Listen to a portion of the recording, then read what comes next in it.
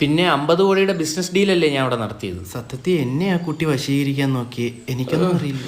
ദേ കൊച്ചു വഴിയെടുത്തും വലിയ വഴിയെടുത്തും ഒരു കാര്യം പറഞ്ഞേക്കാം. ഇപ്പൊ 31ാമത്തെ ആളാ വീട്ടിൽ കയറി വന്ന് 2ന്റെ കോഴിത്തരം വിളമ്പുന്നത്. അത് 28 ആരുടെയാ ചോദിച്ചു? എന്റെ ഒന്നുമില്ലല്ലോ, ഈ 2 തന്തയല്ലേ നിങ്ങള്? അങ്ങനൊക്കെ ചോദിച്ചു. അല്ലേ? അസുഖമാണ് മോനെ, വെരിക്കോസ്. ചികിത്സ പറഞ്ഞു തരട്ടെ?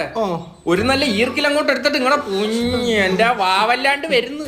നിങ്ങൾ അമ്മ മരിച്ചു പോയപ്പോ നിങ്ങൾക്ക് അമ്മയുടെ ഒരു വാത്സല്യം വേണോന്ന് എനിക്ക് തോന്നി. കേരളത്തിൽ ഇത്ര അമ്മമാരുടെ വാത്സല്യം ഞങ്ങൾക്ക് വേണ്ട.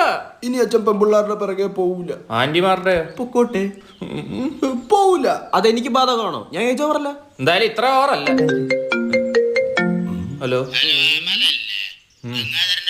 ആ ഞരമ്പിന്റെ മോൻ തന്നെ.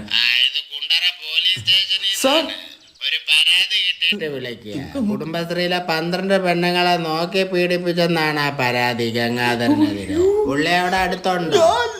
അല്ല സാർ, നോക്കിയൊക്കെ എങ്ങനെയാ സാർ പീഡിപ്പിക്കുന്നത്?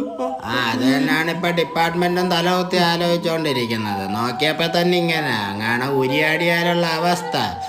എന്തായാലും ആ മഹാനെ ഒരുക്കി നിർത്തിയരാം. നമ്മള് വെള്ളി വിലങ്ങുമായിട്ട് വൈകിട്ട് അങ്ങോട്ട് വരാം sir.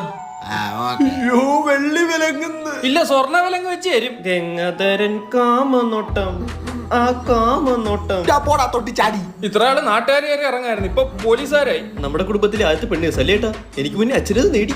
Congrats dad. Thank you. അപ്പൊ പ്ലേയങ്ങൾ ഒരുങ്ങിയിരുന്നോ? വന്ന് ഹോൺ അടിക്കുമ്പോ പൊക്കോ. ചില്ലറ ഞരമ്പൊന്നുമല്ല കാണിച്ചു വെച്ച്. ശൈലജ, ഞാനിന്ന് ഉച്ചക്ക് വന്നോട്ടെ? വൈകിട്ട് എന്നെ കൊണ്ടുപോയൊരു സ്കൂൾ വണ്ടി വരും. ഒന്ന് മനസ്സിലാക്കി ശൈലജ, നീ അവസ്ഥ ഉണ്ടല്ലേ.